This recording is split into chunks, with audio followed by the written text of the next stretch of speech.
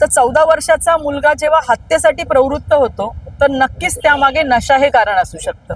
तो कुठेतरी अंमली पदार्थाचं सेवन करत असेल, मग त्यामध्ये गांजा असेल, ड्रग्स असेल, जे काही असेल, आणि हे सगळं सेवन केल्यामुळे ही मुलं हिंसक बनतायत आणि अशा प्रकारच्या कृती त्यांच्याकडून घडल्या जात आहेत।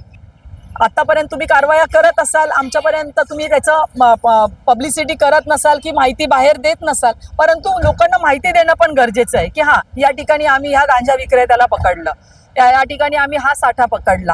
हे जर लोकांना माहीत झालं तर तुम्हाला अजून फोन येतील कुठे विक्री होते त्याबद्दल, लोक जागरूक होतील। लोकांमध्ये जर जागरूकता आणायची असेल तर हे त्यांनी देखील करणं गरजेचं आहे। जर येणाऱ्या ह्या 2-4 दिवसामध्ये हे नाही झालं तर याच पोलीस स्टेशनच्या प्रांगणामध्ये मी आमरण उपोषणाचा इशारा दिलेला आहे। कारण मला माझं भांडूप, माझ्या ज्या भांडूपचं जे भविष्य आहे हे नशामुक्त पाहायचं आहे, जेणेकरून या भांडूपचं नाव क्राईममध्ये कुठेही येऊ नये। हा संपूर्ण व्हिडिओ पाहण्यासाठी आमच्या शहर मुंबई यूट्यूब चॅनलला अवश्य भेट द्या।